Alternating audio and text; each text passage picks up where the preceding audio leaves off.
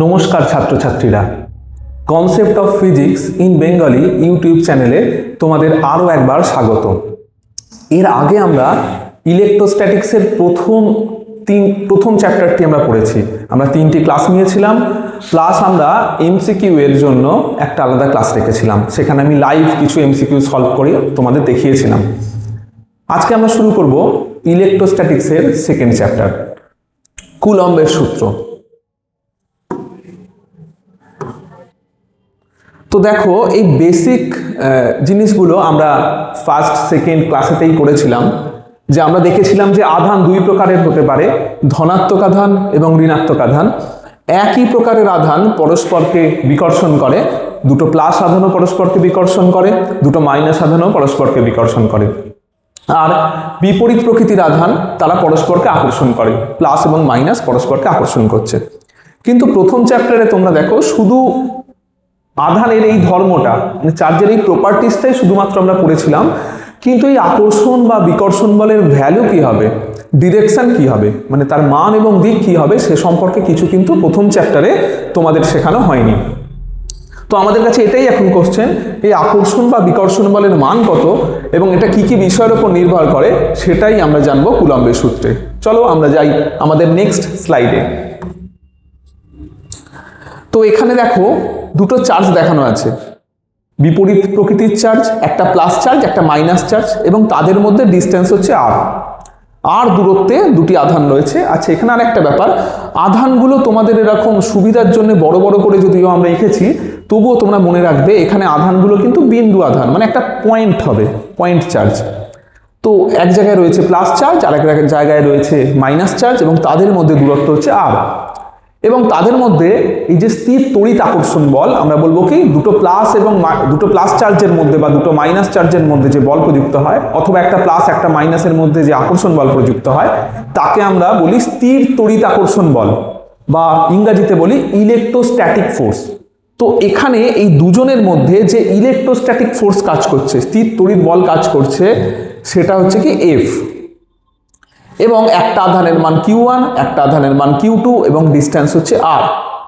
তো এই আকর্ষণ বলটার ভ্যালু কত হবে সেটা কিন্তু এক্সপেরিমেন্ট করে বের করা হয়েছে। এর কোনো কিন্তু ম্যাথামেটিক্যাল ডেরিভেশন নেই যে এফ কিভাবে Q1, Q2 এবং R এর উপরে নির্ভর করে। তো এখানে এক্সপেরিমেন্ট করে দেখা গেছে এই যে আকর্ষণ বলটা, মানে যেটাকে আমরা লিখছিলাম এফ, এই আকর্ষণ বলটা আধান দুটোর মানের গুণফলের সঙ্গে সমানুপাতিক হয়। অর্থাৎ এফ হয় সমানুপাতিক Q1, Q2, এফ সমানুপাতিক হয় Q1, Q2। কোথা থেকে পেলাম? এক্সপেরিমেন্টাল ল, আমরা ল্যাবে এক্সপেরিমেন্ট করে এই জিনিসটা আমরা অবজার্ভ করেছি যে এফ সমানুপাতিক Q1, Q2 তো আরেকটা জিনিসও আমরা দেখেছি যে দূরত্ব যত বাড়ে দুটো আধানের মধ্যে, আকর্ষণ বলের মান তত কমে। এটা আমরা এক্সপেরিমেন্ট করে পেয়েছি যে দূরত্বের স্কোয়ারের সঙ্গে এফটা হচ্ছে ব্যস্তানুপাতিক। সরাসরি দূরত্বের সঙ্গে কিন্তু ব্যস্তানুপাতিক নয়, দূরত্বের স্কোয়ারের সঙ্গে ব্যস্তানুপাতিক। তাহলে দুটো আধানের মধ্যে যে আকর্ষণ বা বিকর্ষণ বল কাজ করে, সেটা আধান দুটোর গুণফলের সমানুপাতিক, এবং সেটা দূরত্বের বর্গের ব্যস্তানুপাতিক। মানে F proportional to Q1, Q2 and F inversely proportional to R square, or F proportional two 1/R square. এখন আমরা যৌগিক ভেদের একটা সূত্র পড়েছিলাম, ক্লাস 10 লেভেলে তোমরা পড়ে এসেছিলে। সেখানে তোমরা দেখেছিলে যদি এমন হয় দুটো সমানুপাতিক সম্পর্ক রয়েছে যার লেফট হ্যান্ড সাইডটা ম্যাচিং হয়ে গেছে। দেখো এখানে দুটো যে সমানুপাতিক সম্পর্ক রয়েছে, লেফট হ্যান্ড সাইডটা ম্যাচিং, দুটোর ক্ষেত্রে এফ, তখন আমরা লেফট হ্যান্ড সাইডটাকে লিখতে পারি প্রপোর্শনাল টু যেটা রাইট হ্যান্ড সাইডে রয়েছে, ডান পক্ষ রয়েছে, তাদের গুণফল। তাহলে আমরা লিখতে পারি যৌগিক ভেদের সূত্রানুসারে F proportional to Q1, Q2/R square. Q1, Q2/R square কি করে এলো? এখানকার RHS এর রাইট হ্যান্ড সাইড আর এই রাইট হ্যান্ড সাইড দুটো গুণ হলো এখানে। তাহলে এফ প্রপোর্শনাল টু হলো কি Q1, Q2/R স্কোয়ার। এখন তোমরা জানো সমানুপাতিক চিহ্ন তুলে যদি আমরা সমান চিহ্ন বসাতে চাই, তাহলে কি ধরতে হয় আমাদের? একটা সমানুপাতিক ধ্রুবক বা ভেদ ধ্রুবক। তাহলে এই ইকুয়েশন থেকে আমরা লিখতে পারি F equals to K into Q1, Q2/R square. এখানে কে হচ্ছে একটা প্রপোর্শনালিটি কনস্ট্যান্ট। তাহলে দুটো বিন্দু আধানের মধ্যে আকর্ষণ বা বিকর্ষণ বলের মান আমরা কি পেলাম, এফ সমান কে ইন্টু কিউ1 কিউ2 বাই আর স্কোয়ার, যেখানে কে কি একটা প্রপোর্শনালিটি কনস্ট্যান্ট। তো এই লটা ফার্স্ট আমাদের সামনে রেখেছিলেন সায়েন্টিস্ট কুলম, সেই জন্য এই লটাকে আমরা বলি কুলম্বের সূত্র বা কুলমস ল, ইলেকট্রোস্ট্যাটিক্সে কুলমস ল। এবং এই যে কনস্ট্যান্টটা কে, এটা কুলম্বের নাম অনুসারে একে রাখা হয়েছে কি কুলম কনস্ট্যান্ট। তাহলে ইলেকট্রোস্ট্যাটিক ফোর্সের ভ্যালু কত হয় তা আজকে তোমরা জানলে, F equals to K into কিউ1 কিউ2 বাই আর স্কোয়ার। ঠিক আছে, তো কেটাকে অবশ্যই মনে রাখতে হবে স্মল কে। এই চ্যাপ্টারে দুটো কে আছে, একটা কে হচ্ছে এই কেটা স্মল কে, যেটাকে আমরা লিখি কি কুলম কনস্ট্যান্ট, আর একটা হয় ক্যাপিটাল কে, সেটা হয় মিডিয়ামের ডাইইলেকট্রিক কনস্ট্যান্ট, সেটাও আজকে আমরা পড়বো। তোমরা লেখার সময় কিন্তু একটু সচেতন থাকবে, স্মল কে আর ক্যাপিটাল কে দুটো কিন্তু ডিফারেন্ট কনস্ট্যান্ট। তো কুলম্বের ল এর আমরা যদি একটা স্টেটমেন্ট দিই, স্টেটমেন্ট এরকম হবে, দুটো বিন্দু আধানের মধ্যে, এখানে আমি তোমাদের দৃষ্টি আকর্ষণ করব বিন্দু আধান কথাটার মধ্যে। কুলম্বের সূত্রে কিন্তু স্পেসিফিক্যালি পয়েন্ট চার্জের কথাই বলা আছে। দুটো বিন্দু আধানের মধ্যে ক্রিয়াশীল আকর্ষণ বা বিকর্ষণ বলের মান, তার মানে কি, এটা কার কথা বলা হয়েছে, এফ। তাহলে দুটো বিন্দু আধানের মধ্যে আকর্ষণ বা বিকর্ষণ বলের মান কাদের সমানুপাতিক, আধান দুটির মানের গুণফলের সমানুপাতিক, মানে কিউ1 কিউ2 গুণফলের সমানুপাতিক। ঠিক আছে, আকর্ষণ বা বিকর্ষণ বল যেটা হলো এফ, আধান দুটির মানের গুণফলের সমানুপাতিক মানে কিউ1 কিউ2, এটা এখনো বলতে হবে। এবং কি তাদের মধ্যেকার দূরত্বের বর্গের ব্যস্তানুপাতিক মানে 1/r স্কোয়ার তার সঙ্গে সমানুপাতিক। ঠিক আছে, আর স্কোয়ারের সঙ্গে ব্যস্তানুপাতিক, 1/r স্কোয়ারের সঙ্গে সমানুপাতিক। এই বল আধান দুটির সংযোজক সরলরেখা বরাবর ক্রিয়া করে।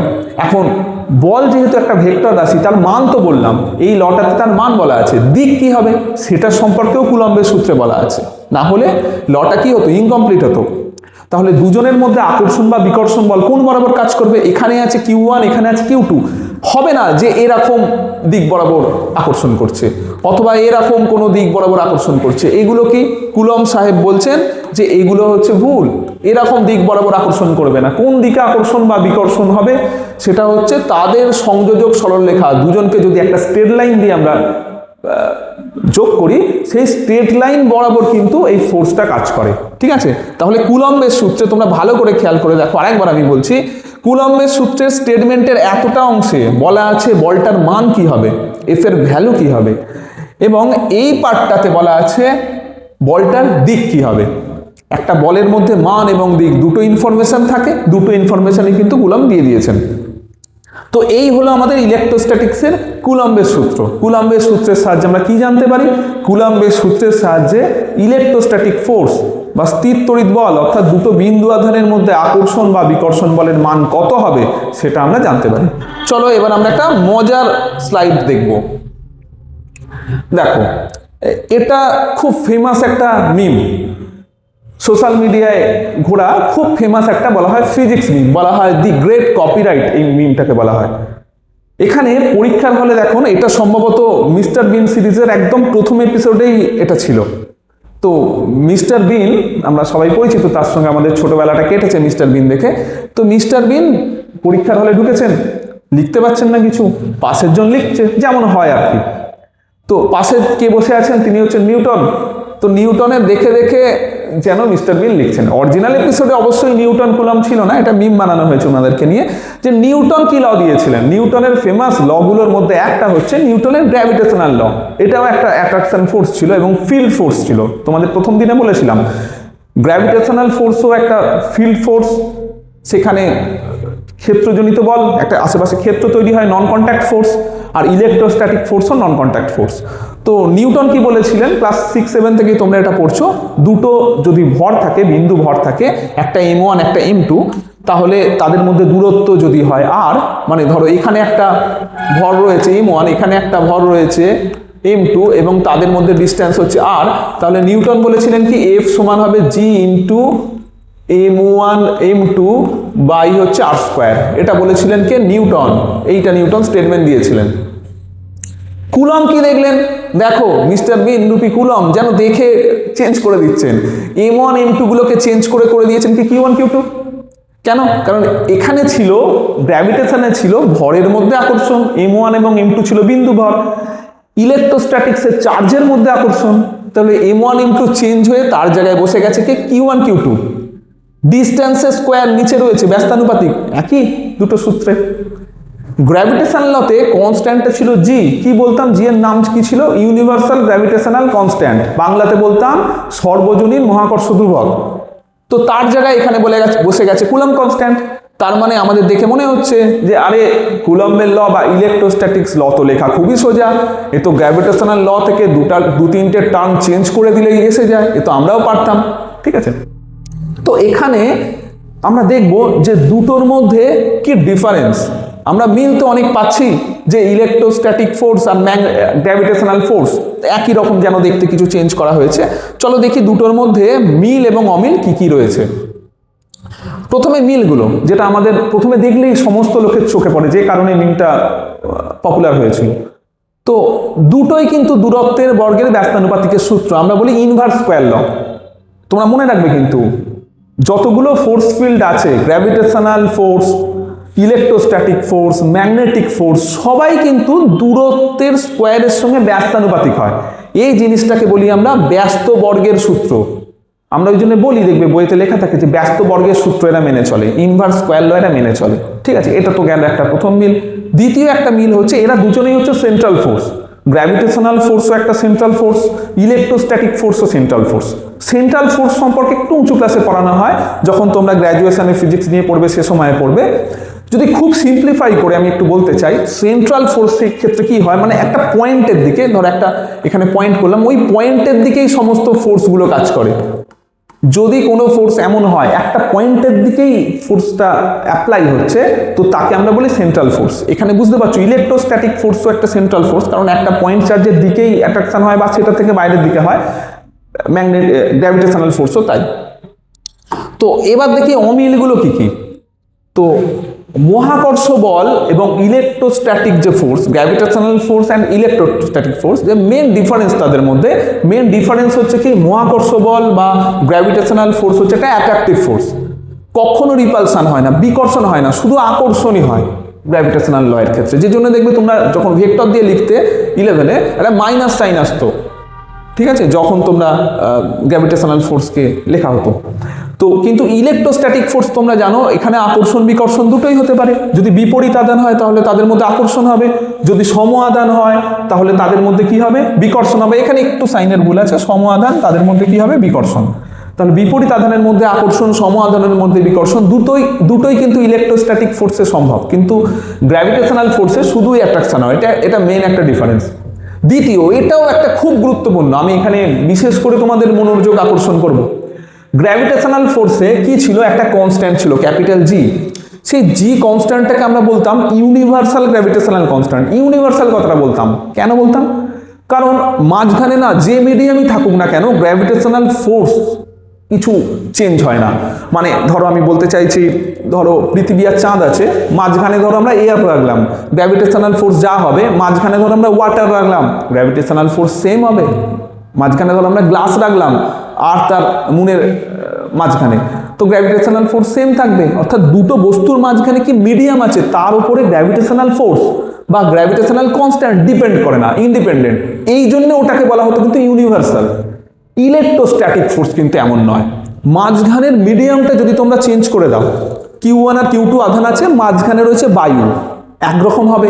কে কনস্ট্যান্টটা কুলম্ব কনস্ট্যান্টটা, Q1 আর Q2 মাঝখানে ধরো তোমরা জল রেখেছো, তখন কিন্তু এই কনস্ট্যান্টটা চেঞ্জ হয়ে যাবে, কে কুলম্ব কনস্ট্যান্টটা। আবার মাঝখানে ধরো তোমরা গ্লাস রেখেছো বা প্লাস্টিক রেখেছো, অর্থাৎ কি মাঝখানের মিডিয়ামটার উপর কনস্ট্যান্টটা ডিপেন্ড করে। আমি আগেরটা একটু যাই, আগের স্লাইডে আমার বলতে সুবিধা হবে। তাহলে এই জি কনস্ট্যান্টটা এটা মিডিয়াম ইন্ডিপেন্ডেন্ট। M1 আর M2-র মাঝখানে যা মিডিয়ামই রাখি না কেন, জি এর ভ্যালু অলওয়েজ সেম। কিন্তু এই কে কুলম্ব কনস্ট্যান্ট এর ভ্যালুটা মিডিয়ামের উপর dependent, highly dependent. Medium change তো কুলম্ব কনস্ট্যান্ট কে এর ভ্যালু চেঞ্জ হয়ে যাবে।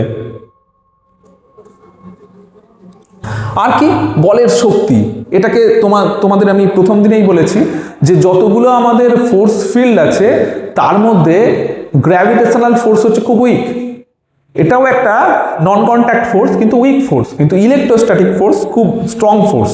তোমাদের প্রথম দিনেই বলেছিলাম যে চিরুনি দিয়ে চুল আঁচড়ে যখন কাগজের টুকরোর কাছে আমরা ধরছিলাম, তখন কি হচ্ছিল, কাগজের টুকরোকে চিরুনি কিন্তু ওপরের দিকে তুলে নিচ্ছিল। ভেবে দেখো, কাগজের টুকরোকে এত বড় পৃথিবী নিচের দিকে টানছিল, কিন্তু ছোট একটা চিরুনি সেটাই কিন্তু ওপরের দিকে তাকে তুলে নিচ্ছিল। সুতরাং ইলেকট্রোস্ট্যাটিক ফোর্স একটা স্ট্রং ফোর্স, এটা আমরা আগের দিন থেকেই আমরা জেনেছি। এবার আমরা যাব নেক্সট স্লাইডে। কুলম্ব কনস্ট্যান্টটা সম্পর্কে আমরা একটু ভালো করে জানবো যে কুলম্ব কনস্ট্যান্টটা কি হয়। তো কুলম্ব কনস্ট্যান্ট যে কে, তার ভ্যালু ইউনিট সিস্টেমের উপর ডিপেন্ড করে। সিজিএসএ একরকম হয়, এসআইএ আর একরকম হয়, এবং এই কুলম্ব কনস্ট্যান্টটা অবশ্যই মিডিয়ামের উপরও ডিপেন্ড করে, যেটা আমি আগের স্লাইডেই বললাম তোমাদের। তাহলে কুলম্ব কনস্ট্যান্ট কে, এটাকে কিন্তু খুব ভালো করে আমাদের চিনতে হবে এবং শিখতে হবে। সিজিএস এসআইএ এক রকম হয় ফ্রি স্পেসে, মানে মাঝখানে কোনো মাধ্যম নেই, শূন্য মাধ্যম, সেখানে একরকম হয়। অন্য মাধ্যমে আর এক রকম হয়। অন্য মাধ্যমে ভ্যালু আমাদের অঙ্কে বলে দিতে হবে, তবেই আমরা জানতে পারবো।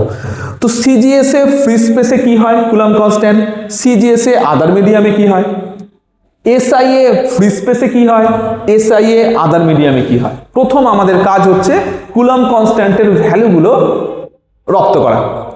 তো সবচেয়ে কুলম্ব কনস্ট্যান্টের ভ্যালু ইজি হচ্ছে সিজিএস ফ্রি স্পেস। সিজিএস এ ফ্রি স্পেসে কুলম্ব কনস্ট্যান্ট কে এর ভ্যালু হচ্ছে 1। সিজিএসএ আদার মিডিয়ামে কুলম্ব কনস্ট্যান্টের ভ্যালু হচ্ছে 1/k। তোমাদের আমি বললাম একটু আগে যে এই চ্যাপ্টারে দুটো কে আছে, একটা হচ্ছে স্মল কে যেটা কুলম্ব কনস্ট্যান্ট, একটা হচ্ছে ক্যাপিটাল কে। এই ক্যাপিটাল কেটাকে আমরা বলি ওই মিডিয়ামের ডাইইলেকট্রিক কনস্ট্যান্ট বা পরাবৈদ্যুতিক ধ্রুবক।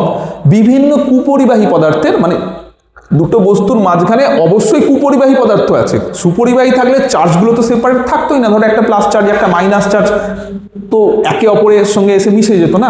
তো দুটো যে বিন্দু আধান এখানে আছে, মাঝখানে অবশ্যই একটা কুপরিবাহী মাধ্যম আছে। সেই কুপরিবাহী মাধ্যমটার একটা ধ্রুবক দিয়ে আমরা ইন্ডিকেট করি যে সেটা কতটা কুপরিবাহী। বেশি কুপরিবাহী হলে কে এর ভ্যালু বেশি হয়, কম কুপরিবাহী হলে কে এর ভ্যালু কম হয়। তো এই ডাইইলেকট্রিক কনস্ট্যান্ট এটাকে আমরা বলি ক্যাপিটাল কে। তো সিজিএসএ ফ্রি স্পেসে কুলম্বের সূত্র খুব ইজি, কে ইকুয়ালস টু হচ্ছে 1, আর সিজিএসএ আদার মিডিয়ামে কে এর ভ্যালু হচ্ছে 1/k। 1/k কে আমরা কি বলছি, 1/k কে আমরা বলছি মিডিয়ামের ডাইইলেকট্রিক কনস্ট্যান্ট। ঠিক আছে, এবার আসি এসআইএ কুলম্বের ল। এসআইএ ফ্রি স্পেসে কুলম্বের ল হচ্ছে, কুলম্ব কনস্ট্যান্টটা হচ্ছে 1/4 এপসাইলন নট। এপসাইলন নট একটা নিউ কনস্ট্যান্ট। ঠিক আছে, এটাকে তোমাদের ভালো করে একদম চিনে নিতে হবে। কিছুদিনের মধ্যেই তোমরা এটার সঙ্গে খুব ফ্যামিলিয়ার হয়ে যাবে, দেখবে একদম চোখ সেট হয়ে যাচ্ছে। এসআই ফ্রি স্পেস এটাই আমরা বেশিরভাগ জায়গায় ইউজ করব। সিজিএস এখন ইউজ হয় না, আমরা সমস্ত কিছুই এসআই মিডিয়ামে করি। ঠিক আছে, এসআই সিস্টেমে করি। তো কে ইকুয়ালস টু হচ্ছে 1/4 এপসাইলন নট। এপসাইলন নট আরেকটা নতুন কনস্ট্যান্ট, নতুন তোমরা এখানে শিখছো। এপসাইলন নটকে আমরা বলি শূন্য মাধ্যমের তড়িৎভেদ্যতা, বা একে আমরা বলি পারমিটিভিটি অফ ফ্রি স্পেস। ঠিক আছে, permittivity of free space epsilon জিরোর ভ্যালু, এর নাম, এর ভ্যালু হচ্ছে 8.854। এপসাইলন জিরোর ভ্যালু হচ্ছে 8.854 ইন্টু 10⁻⁻12। ঠিক আছে, coulomb square per newton metre square. এটা হচ্ছে এপসাইলন জিরোর ভ্যালু। 1/4 এপসাইলন জিরো আমরা রেডিমেড বের করতে পারি। পাই এর ভ্যালু কত ধরবো, 3.14। তো 1/4 এপসাইলন জিরোর রেডিমেড ভ্যালু হয় 9 into 10⁹ newton metre square per coulomb square. তাহলে এসআইএ ফ্রি স্পেসে কুলম্ব কনস্ট্যান্টের ভ্যালু হচ্ছে 1/4 এপসাইলন নট। যদি আমরা ক্যালকুলেশন করে তার মানটা বের করে রাখি, তার মানটা হয় 9 ইন্টু 10⁹। এটা কিন্তু তোমাদের মেমোরাইজ করে রাখতে হবে।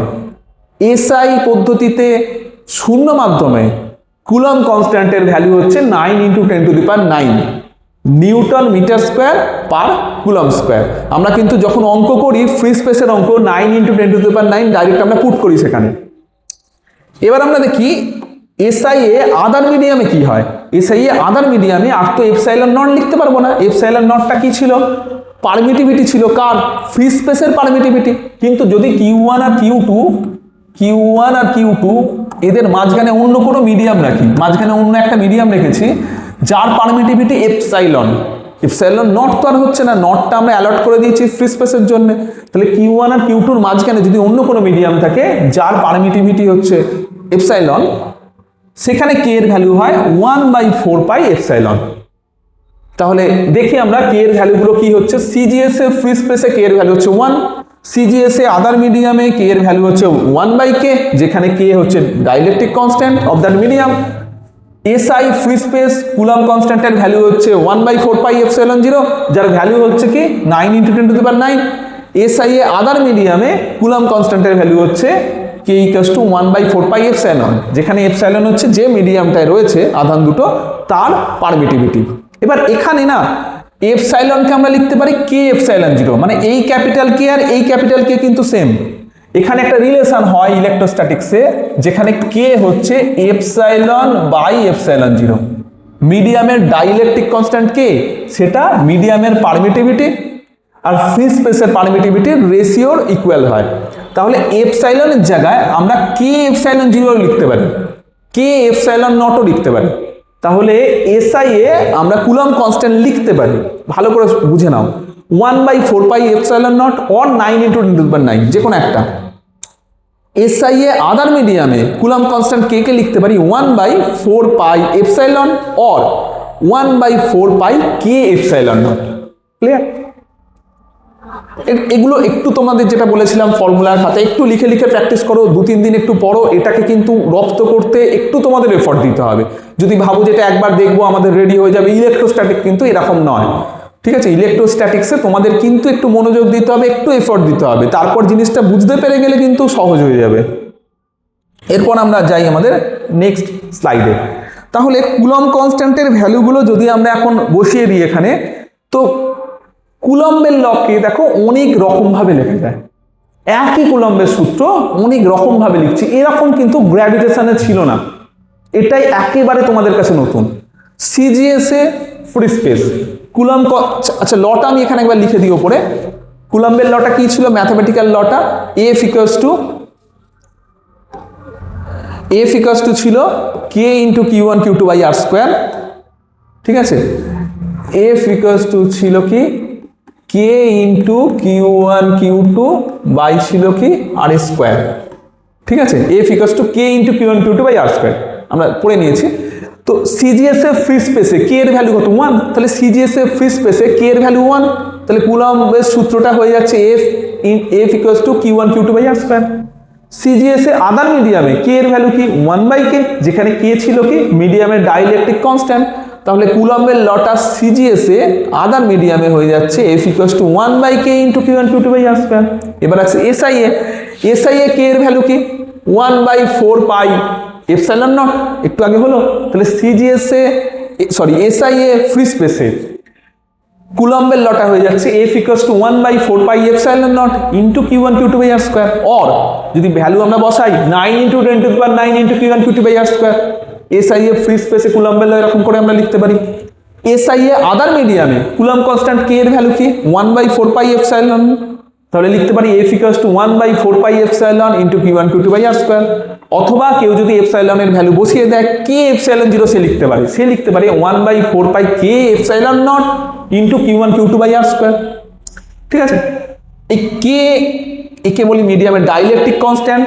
অনেক সময় আমরা এপসাইলন বাই এপসাইলন নট এই রেশিওটাকে এপসাইলন আর দিয়েও লিখি, একে বলা হয় রিলেটিভ পারমিটিভিটি। যে কোনো জিনিসের রিলেটিভ মানে কি তাদের রেশিও হয়।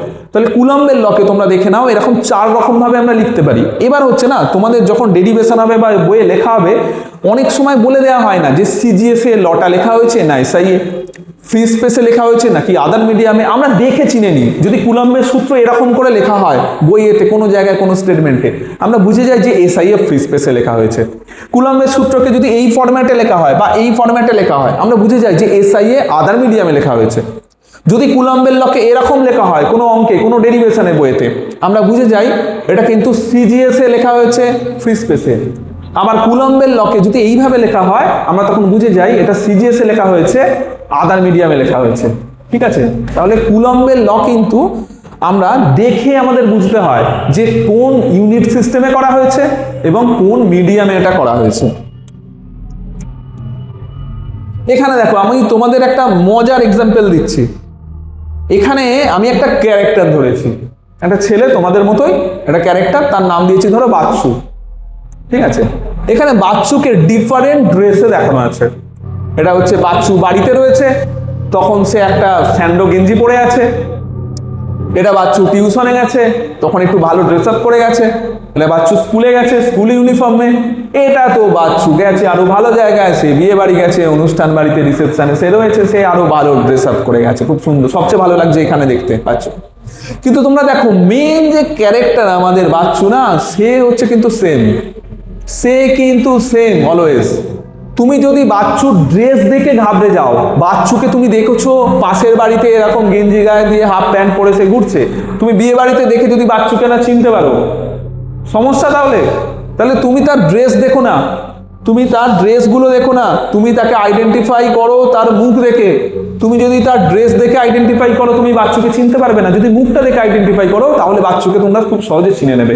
আমি কেন এই উদাহরণটা বলছি তোমরা দেখো, এখানে বাচ্চুর মতোই এখানে কুলম্বের লতে যে মেন ক্যারেক্টার, যে কুলম্বের লর ফেস, সে কে? সে হচ্ছে Q1 Q2 by R square, Q1 Q2 by R square, Q1 Q2 by R square, Q1 Q2 by R square, just like বাচ্চুর ফেস।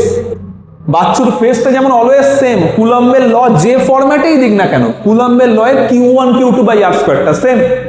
তো কুলম্বের লয়ের একদিকে আছে ফোর্স, একদিকে আছে ফোর্স, আর একদিকে কে রয়েছে? Q1 Q2 by R square. ভাই সেম এটা। এবার কি হয়েছে না, বাচ্চু যেখানে যখন যাবে, বাচ্চু বাড়িতে থাকলে ওর এরকম ড্রেস হবে, বাচ্চু টিউশনে গেলে ওর এরকম ড্রেস হবে, বাচ্চু স্কুলে গেলে ওর এই ধরনের একটা ড্রেস হবে, বাচ্চু যদি কোনো একটা অনুষ্ঠান বাড়িতে যায় তার এরকম ড্রেস হবে। সেই ড্রেসটাই হচ্ছে কি কুলম্ব কনস্ট্যান্টটা। তাহলে যেমন আমরা বিভিন্ন অনুষ্ঠান বাড়ি অনুসারে ড্রেস চেঞ্জ করি না, সেরকমই বিভিন্ন মিডিয়ামে কুলম্ব কনস্ট্যান্টটা জাস্ট চেঞ্জ হয়। ফলে কুলম্ব কনস্ট্যান্টটাতে তোমরা ফোকাস করোনি, তোমরা মেন যেমন এখানে বলেছিলাম বাচ্চুর মুখটাতে, ফেসটাতে আমাদের মেন ফোকাস করতে হবে ওকে আইডেন্টিফাই করার জন্য, তেমনই কুলম্ব কনস্ট্যান্টের এইটাতে তোমরা ফোকাস করো। Q1 Q2 by R square, Q1 Q2 by R square, Q1 Q2 by R square, Q1 Q2 by R square. যেমন হচ্ছে ও বাড়িতে আছে, মানে free space CGS, coulomb constant কি হয়ে গেছে? 1, আমরা লিখিনি।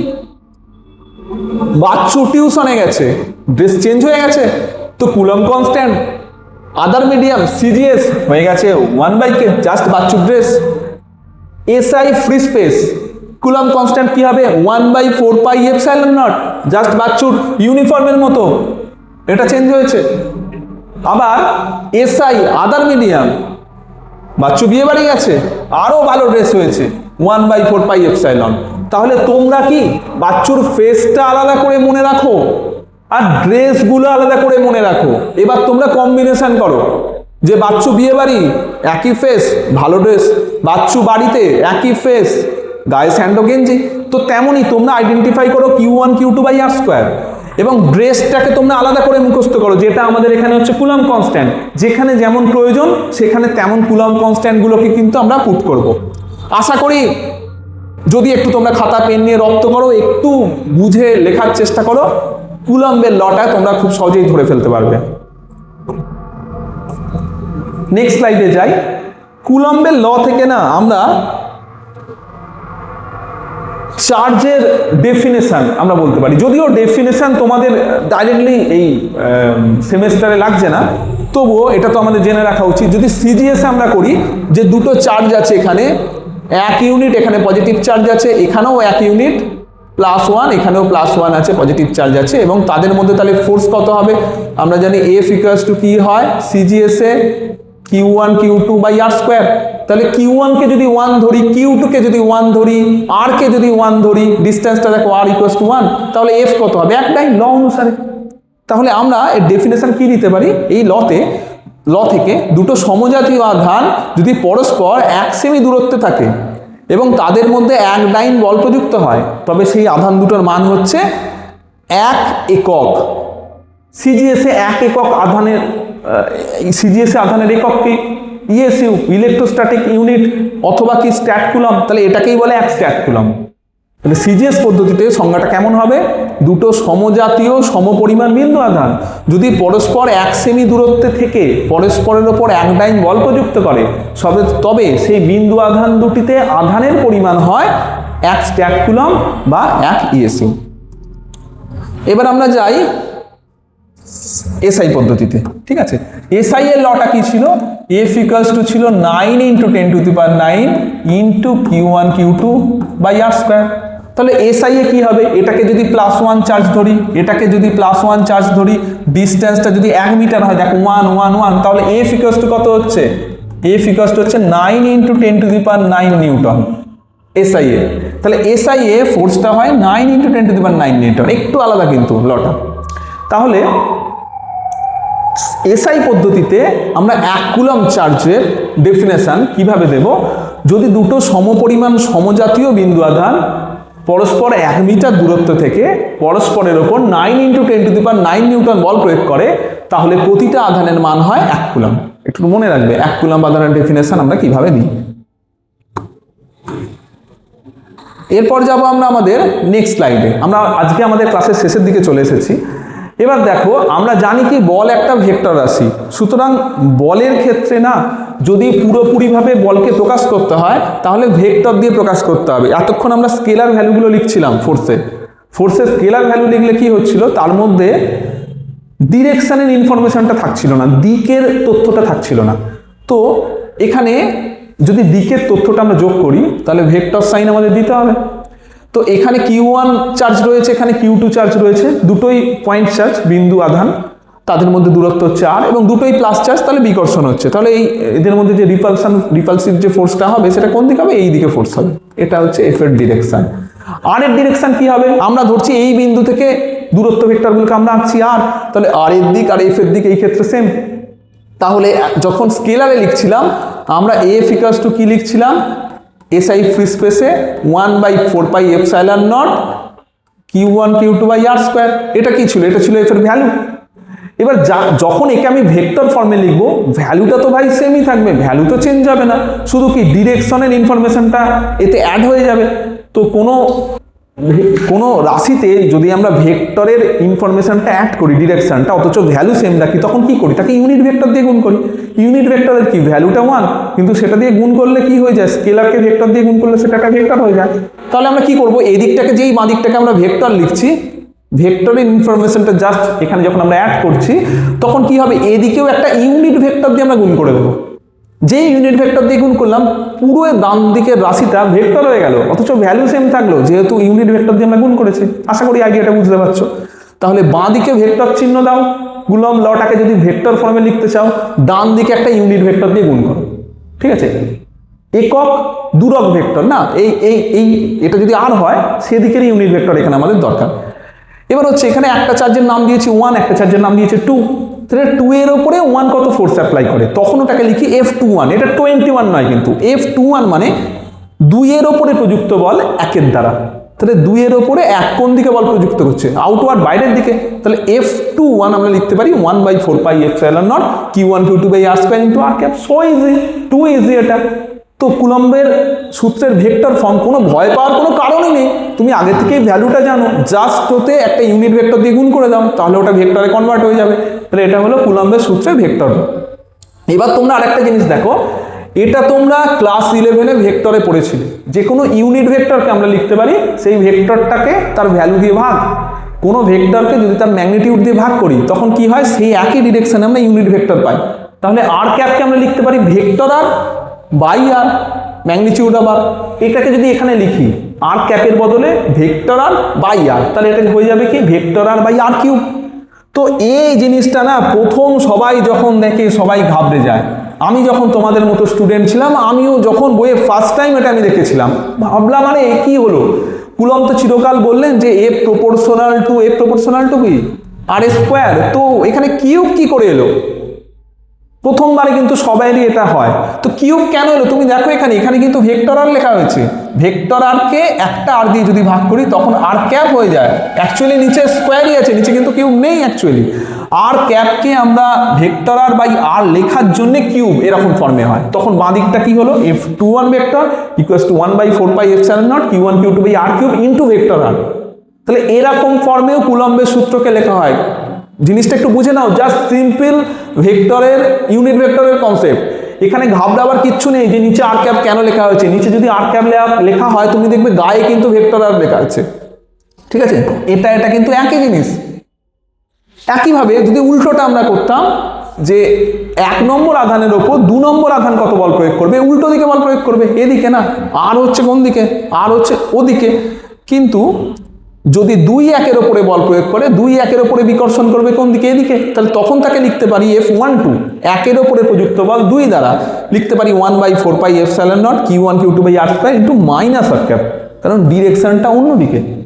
তাহলে এখান থেকে আবার আমরা নিউটনের সেই থার্ড লতে চলে যাচ্ছি। দেখো third law of মোশনে F12 R F21 ডিরেকশনটা দেখো বিপরীত কিন্তু ভ্যালুটা সেম, অর্থাৎ এটা কি নিউটনের থার্ড ল মেনে চলে কুলম্বের সূত্র। এবার আরেকটু আমরা যদি এগোই, ভয় পাওয়ার কিছুই নেই এটা দেখে যে কি সব স্যার লিখেছেন বা বইয়েতে কি লেখা আছে কি কোনো কিছু, এটা নয়। তো বলছি কি এখানে একটা বিন্দু আধান আছে, একটু আগের ছবিটা বলছি আমি, এটা টোটাল বুঝিয়ে দেবো, ক্লিয়ার হয়ে যাবে এক্ষুনি তোমাদের। তো এখানে একটা বিন্দু আধান আছে q1, এখানে একটা বিন্দু আধান আছে q2, ওদের মধ্যে দূরত্ব হচ্ছে r। তাহলে f সমান কি হয়, f সমান হয় coulomb constant into q1 q2 by r square, ঠিক আছে। এর ভেক্টর ফর্ম কি হয়, ভেক্টর ফর্মে এটাকে আমরা লিখতে পারি কি f equals to coulomb constant into q1 q2 by r cube into vector r। একটু আগে হলো এটা, ক্লিয়ার। এবার হচ্ছে দেখো যদি q1 এর পজিশন ভেক্টর হয় r1 আর q2 এর পজিশন ভেক্টর হয় r2, একটু 11 এ ভেক্টরে এই জায়গাটা পড়ে নেবে পজিশন ভেক্টরটা, আর ঠিক পজিশন ভেক্টরের পরে 1-2 পাতা বইতে কি করা হয়েছে একবার দেখে নেবে, দেখবে তারপরে এটা ইজি হয়ে যাবে। কিন্তু ভেক্টরটা না বুঝলে তখন এখানে একটু প্রবলেম হবে। তাহলে কি তোমরা পড়বে, ক্লাস 11 এর পজিশন ভেক্টর পড়বে, পজিশন ভেক্টর। আমি পরে একটা ক্লাস পজিশন ভেক্টর রেখে দেবো, সেখানে আর একটু ডিটেলসে দেখে নেবে। তো আমরা ধরলাম যে q1 ভেক্টরটা যে পজিশনে আছে, মানে এই স্থানাঙ্ক তো আমরা লিখতাম x, y, x1, y1, এই স্থানাঙ্ক তো লিখতাম x2, y2, তেমনই q1 এর পজিশন ভেক্টর r1 আর q2 এর position vector r2। Position vector কাকে বলে, পজিশন ভেক্টরের স্টার্টিং পয়েন্টটা, ইনিশিয়াল পয়েন্টটা থাকে অরিজিনে আর লাস্ট পয়েন্টটা থাকে ওই পজিশনে। তাহলে q1 এর পজিশন ভেক্টর r1, q2 এর পজিশন ভেক্টর r2। তাহলে এই যে ভেক্টরটা হয় না এরকম ফরমেশন হলে এই ভেক্টরটা হয় হেড মাইনাস টেল।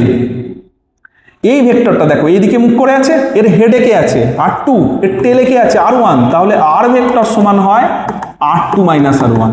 এই ফিগারটা তোমরা মনে রাখবে, যেখানেই এরকম কোনো ফিগার তৈরি হবে দুটো পজিশন ভেক্টর তাদের মাঝখানে একটা ভেক্টর রয়েছে, দেখবে তার হেডে কোন ভেক্টর তার টেলে কোন ভেক্টর। তাহলে এখানে r ভেক্টরের হেডে আছে r2 পজিশন ভেক্টর, r ভেক্টরের টেলে আছে r1 পজিশন ভেক্টর, তাহলে r ভেক্টরকে লিখতে পারি কি r2 মাইনাস r1। তাহলে r2 মাইনাস r1টা জাস্ট ওখানে পুট করে দিয়েছি। দেখো f21 আগের স্লাইডে ছিল 1/4 pi epsilon not q1 q2 by r cube into vector r, এটা ছিল আগেতে। তো এখানে জাস্ট r এর জায়গায় r এর ভ্যালু আমাদের কি হলো r2 মাইনাস r1, হেডের পজিশন মাইনাস টেলের পজিশন। তাহলে নিচে ছিল r এর কিউব, নিচের একটা কি ছিল স্কেলার, তাহলে লিখতে পারি r2 মাইনাস r1 এর মড, আর নর্মাল r ছিল মানে r এর ভ্যালুটা ছিল কি r2 মাইনাস r1 ভেক্টর তার মড, জাস্ট এটা বসিয়েছি r2 মাইনাস r1 এর মড তার কিউব। গায়ে কি ছিল r ভেক্টর ছিল, তার জায়গায় দেখো r2 মাইনাস r1 ভেক্টর লিখেছি। তাহলে এটা আর এটা সেম, কোনো ডিফারেন্সই নেই, শুধু পজিশন ভেক্টরের কনসেপ্ট থেকে r equals to r2 minus r1 আমরা পুট করছি। তাহলে কুলম্বের লকে আমরা এভাবেও লিখতে পারি, ঘাবড়ে যাওয়ার কিচ্ছু নেই। দেখো এই লটা আর f equals to k into q1 q2 by r square, এটা সেম, শুধু একে সাজাচ্ছি ভালো করে। এখানে পজিশন ভেক্টর দিয়ে ডিস্টেন্সগুলোকে লেখা আছে এলাম, এবং এটা কি SI এ আদার মিডিয়ামে লেখা আছে 1/4 পাই এপসাইলন, ঠিক আছে।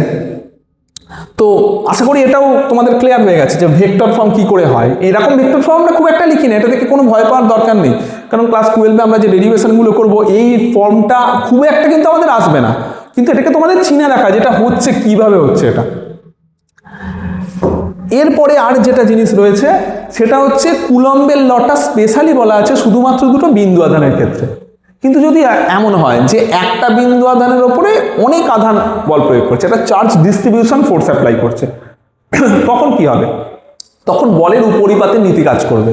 উপরিপাতের কিছু নিচে তোমরা পড়েছো 11-এ, উপরিপাতের নীতি তোমরা এই পড়ে এলে, যেখানে তোমরা তরঙ্গ বললে সেখানে তরঙ্গের উপরিপাতের নীতি পড়েছিলে। তেমনই মানে ধরো একটা এম ভেক্টর আছে, তাতে Q1 একটা কিউ চার্জ আছে, তাতে Q1 Q2 Q3 Q4 Q5 সবাই ফোর্স অ্যাপ্লাই করছে, তাহলে টোটাল ফোর্স কি হবে? সবার ফোর্সের ভেক্টর সাম। তাহলে আলাদা আলাদা করে ফোর্সগুলো মানে Q1 আর কিউ এর মধ্যে ফোর্স যদি F1 হয়, Q2 আর Q3 এর মধ্যে ফোর্স যদি F2 হয়, তাহলে টোটাল ফোর্স হবে vector F1 plus vector F2 plus vector F3 plus dot dot dot তাদের সাম। ঠিক আছে, এটা অবশ্যই ভেক্টরের রুলে অ্যাড করতে হবে, নর্মাল স্কেলার রুলে অ্যাড করলে হবে না। তো এটাকে বলা হয় উপরিপাতের নীতি, সুপারপজিশন প্রিন্সিপাল। এটার দ্বারা কি বুঝতে পারি? একাধিক আধান একটা বিন্দু আধানের উপর বল প্রয়োগ করলে টোটাল ফোর্স কত হবে সেটা আমরা এখান থেকে বের করতে পারি। তো আশা করি আজকের ক্লাসটা তোমাদের ভালো লেগেছে, তোমরা বুঝতে পেরেছো। দেখো, ইলেকট্রোস্ট্যাটিক্স রপ্ত করতে গেলে কিন্তু এই ক্লাসগুলো না, এগুলো বারবার দেখতে হবে, বারবার পড়তে হবে, আর বারবার খাতাতে লিখতে হবে, কারণ এগুলো একটু অ্যাবস্ট্রাক্ট। এগুলো সব কিছুর এক্সাম্পল কিন্তু ছবি দিয়ে তোমাদের দেখাতে পারবো না। ফার্স্ট চ্যাপ্টারে যেমন আমরা ছবি দিয়ে দেখেছিলাম, চিরুনি দিয়ে চুল আঁচড়াচ্ছি, বা একজন স্লাইডারে নামছে, চুল খাড়া খাড়া হয়ে যাচ্ছে। তো এখানে একটু এগুলো অ্যাবস্ট্রাক্ট বলে আমরা এঁকে এঁকে বিভিন্ন ড্রয়িং করে বোঝার চেষ্টা করব, কিন্তু এটা মন দিয়ে একটু তোমাদের পড়তে হবে। বারংবার যতবার তুমি পড়বে তত দেখবে ইলেকট্রোস্ট্যাটিক্স তোমার কাছে ধরা দিচ্ছে, তত সোজা হয়ে যাবে, তত ভালো বুঝতে পারবে। একবার করে পড়তে হবে, লিখতে হবে। তোমরা এই ভিডিওটা না বারবার একটু ব্যাকে গিয়ে দেখো, যে জায়গাটা বুঝতে পারলে না আবার ব্যাকে গিয়ে শোনো, আবার বইটা পড়ো, তোমার ক্লাসের যে বইটা রয়েছে একবার খাতায় লেখো। তোমরা এভাবে কিন্তু ইলেকট্রোস্ট্যাটিক্স আশা করি খুব তাড়াতাড়ি রপ্ত করে নেবে। যদি তোমাদের কিছু প্রবলেম হয়, ইলেকট্রোস্ট্যাটিক্সে প্রথমের দিকে একটু অসুবিধা হবে, এটা গোটা পৃথিবীতে সবাই হয়েছে, এবং ইলেকট্রোস্ট্যাটিক্স লো স্কোরিং এটা সবাই গোটা পৃথিবীর আমরা জানি যারা ফিজিসিস্ট আছি। আমাদের এটা এইচএসে এখানে নাম্বার তোলাটা একটু টাফ, এটা অনার্স লেভেলে এটা তোলা একটু টাফ, এখান থেকে নাম্বার, এটা মাস্টার ডিগ্রি লেভেলেও এখান থেকে নাম্বার তোলা একটু টাফ। তো ঠিক আছে, অসুবিধা তার জন্য কিছু নেই, সবাই তো পড়ছে, আমাদেরও পড়তে হবে। তো এটা যদি পরপর সিস্টেমেটিক ওয়েতে পড়ো, তাহলে আশা করি তোমাদের ভয়ের কিছু হবে না। আর তোমাদের যা কিছু প্রবলেম হবে না, তোমরা কমেন্ট বক্সে লিখে আমাকে জানাও, আমি সময় মতো দেখে কিন্তু তোমাদের রিপ্লাই দেবো। বা যদি মনে হয় যে কমেন্ট বক্সে উত্তরটা লেখা যাচ্ছে না, আমি সেপারেট ভিডিও করে কিন্তু তার এক্সপ্লেনেশন দিয়ে দেবো। তোমাদের যা প্রবলেম হবে তোমরা কিন্তু নিচে কমেন্ট বক্সে লিখে জানাবে। তো আজকের ক্লাসটা এই পর্যন্তই। আজকের ক্লাসটা একটু লেন্থে বড় হয়ে গেল, তো ঠিক আছে, কিছুটা জিনিস তো থাকে, একদিনে না পড়ালে একটু অসুবিধা হয়, তো এই জায়গাটা আমরা একদিনে দেখে নিলাম। তো আমার ভিডিওটা যদি ভালো লাগে, যেটা বলি, তো একটা লাইক সাবস্ক্রাইব করে দেবে, বেল আইকনটা প্রেস করে দেবে, এবং বন্ধুদের সঙ্গে একটু শেয়ার করে দাও, যেন তারাও একটু এটা দেখে উপকৃত হতে পারে। ঠিক আছে, আজকের ক্লাসের এই পর্যন্তই, টাটা।